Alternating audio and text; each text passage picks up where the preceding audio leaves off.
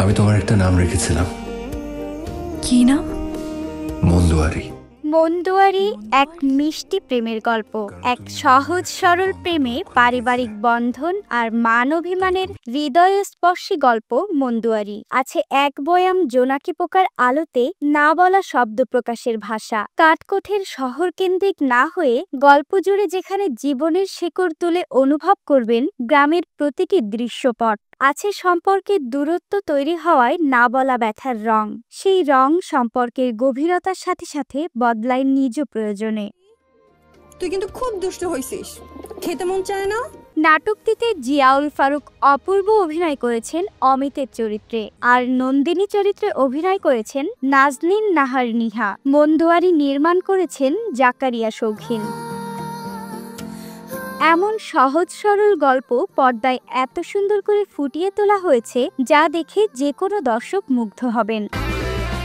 নাটকের গল্প শুরু হয় অমিতের নিউ ইয়র্ক থেকে দেশে আসার মাধ্যমে, যে কিনা তার দাদিকে নিউ ইয়র্ক নিয়ে যেতে চায় তার সাথে, কিন্তু তাতে বাদ সাধে নন্দিনী। কিছুতেই সে দাদিকে বিদেশ যেতে দিবে না। বলে রাখা ভালো, নাটকে অপূর্ব ও নিহা একে অপরের দুঃসম্পর্কের ভাই বোন। তো দাদির এই বিদেশ যাওয়া নিয়েই অমিত এবং নন্দিনীর মাঝে চলতে থাকে খুনসুটি। অমিতকে দেশে রাখার জন্য দিলারা জামান অর্থাৎ দাদি মনে মনে নন্দিনীর সঙ্গে বিয়ে ঠিক করে। এর পরপরই শুরু হয় নাটকের আসল গল্প।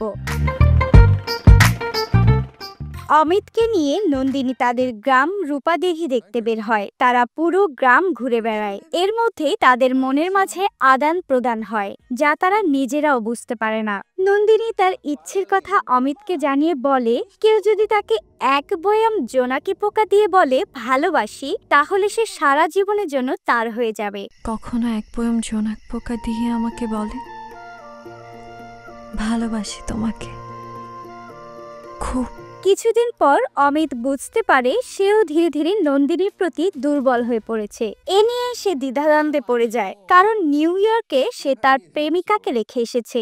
যদিও তার সাথে রোজ নিয়ম করে ঝগড়া হয়, তবুও অমিত সিদ্ধান্ত নেয় যে সে নিউ ইয়র্কে ফিরে যাবে। এ কথা জানতে পেরে নন্দিনী ভেঙে পড়ে, একজন অপরজনের থেকে অনেকটা কষ্ট নিয়েই বিদায় নেয়।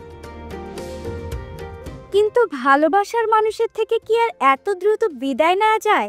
অমিত এয়ারপোর্ট থেকে ফিরে আসে আর নন্দিনীর বলা ইচ্ছামতো এক বয়াম জোনাকি পোকা নিয়ে তার জানালার পাশে রেখে দেয় এবং তার দুই হাত ধরে নন্দিনীর স্বপ্নের রাজকুমারের মতো করে বলে, ভালোবাসি খুব তোমাকে। মান অভিমান ভুলে একসাথে মিলিত হওয়ার মাধ্যমে শেষ হয় মিষ্টি এ প্রেমের গল্প।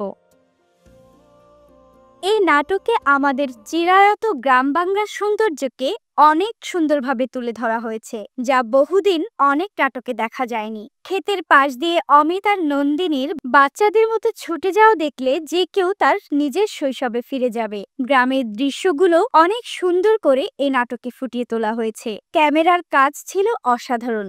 বর্তমান প্রজন্মের অনেকেই যারা গ্রামের সৌন্দর্য দেখেনি, তারা এই নাটক দেখে সহজেই বুঝতে পারবে আমাদের গ্রামগুলো আসলে ছবির মতোই সুন্দর।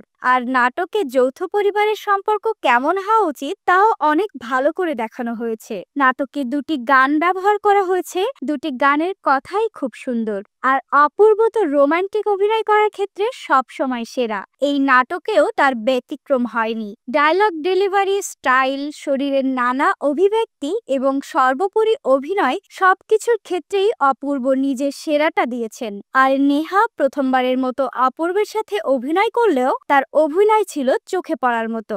অপূর্বর সাথে পাল্লা দিয়ে অভিনয় করেছেন তিনি। গ্রামীণ এক উচ্ছল প্রাণবন্ত মেয়ের চরিত্রটি খুব সুন্দরভাবেই পর্দায় ফুটিয়ে তুলেছেন। নাটক দেখার সময় দর্শকের কাছে নাটকের গল্প অনুমেয় হলেও তা দেখতে খারাপ লাগবে না। বর্তমানে বাংলাদেশের নির্মাতারা অনেক ধরনের নাটক, সিনেমা বা ওটিটি কন্টেন্ট বানাচ্ছেন, কিন্তু বেশিরভাগ গল্পই একই রকম, হয় কমেডি নয়তো থ্রিলার আঙ্গিকে তৈরি। অর্থাৎ জটিল কঠিন গল্পে নাটক, সিনেমা বা ওটিটি কন্টেন্টগুলো তৈরি হয়, যা বুঝতে অনেকটাই মাথা খাটাতে হয় দর্শকদের। আর সবসময় মানুষের মন বা মস্তিষ্ক জটিল বা কঠিন বিষয় মেনে নিতে চায় না। বিনোদন অর্থাৎ নাটক সিনেমা দেখে যেহেতু মানুষ তাদের সারাদিনের ক্লান্তি দূর করতে চায়, তাই সেগুলো হওয়া উচিত সহজ সরল। তাই অবসর সময়ে অনেক ব্যস্ত সময় পার করার পর যে কেউ এই নাটক দেখে তার মন ভালো করতে পারবেন।